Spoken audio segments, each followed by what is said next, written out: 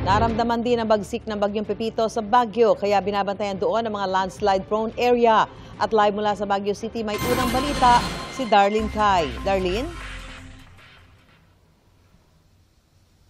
Susan, humina na pero tuloy pa rin yung pag-ulan dito sa Baguio City. Pero sa buong magdamag ay malakas na buhos ng ulan at hangin yung naranasan dito.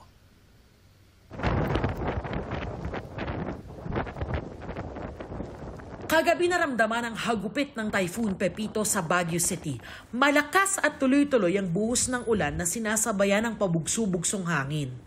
Nagbigay ng libreng sakayang Baguio PNP sa mga stranded na pasahero.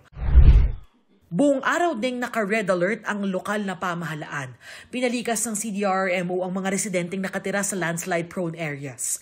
Pinangambahan kasi ang posibilidad ng mga guho, lalo't sunod-sunod ang dating ng bagyo nitong mga nakaraang araw. Ang unang concern namin doon is yun. Pag na-reach na yung oversaturation ng ating lupa, yun talaga nagiging problema namin.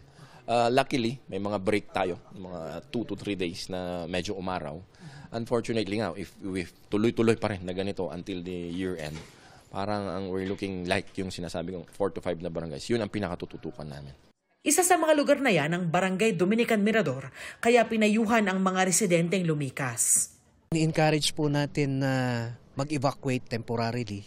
Open naman po yung mga evacuation areas natin, centers natin. Kung ayaw nila, baka i-enforce namin yung forced evacuation.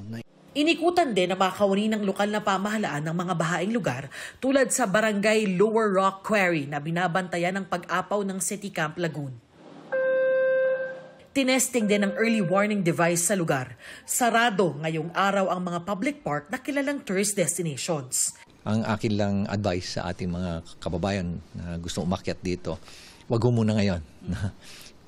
Ipagpaliban nyo muna, iwasan nyo lang ho muna ang Cannon Road. Kung aakyat ho kayo rito, gamitin nyo lang ho muna ang Marcos Highway at Nagilian Roads. Suspendido rin ang klase sa lahat ng antas sa Baguio City ngayong araw.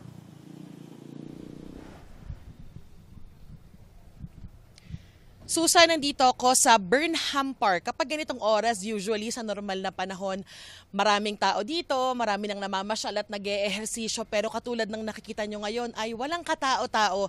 Maliban na lang siguro doon sa paisa-isa na dumaraan at meron din na mga harang dito. Alinsunod yan doon sa anunsyo ng Baguio LGU kahapon, nasarado na muna para sa araw na ito itong Burnham Park at yung iba pang public parks at tourist destinations. Samantala, ayon po doon sa initial na assessment ng Baguio CDRRMO ay may 20 pamilya na nag-evacuate sa buong syudad at sa ngayon ay nasa evacuation centers. Yan ang unang balita dito sa Baguio City. Ako po si Darlene Kai para sa GMA Integrated News. Darlene, nabanggit mo na saturated na yung mga lugar dahil sa sunod-sunod na bagyo. May mga lugar ba dyan na naitala na nagkaroon ng landslide?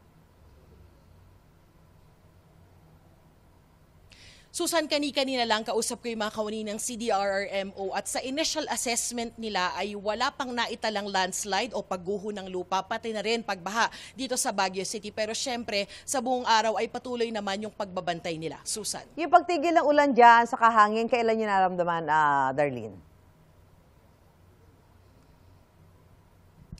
Susan, sa ngayon kasi panaka-naka yung buhos ng ulan. So katulad ngayon, as in right this second, walang tumigil yung pag-ulan. So ganyan yung naging sitwasyon siguro mula kaninang madaling araw. Unlike kagabi na tuloy-tuloy talaga at malakas yung buhos ng ulan. Pero ngayon naman, ngayong pasikat na yung araw, tumitigil naman yung ulan at kung bumubuhos man, mahina na lang, Susan. Okay, maraming salamat at mag-iingat kayo dyan, Darlene Kai.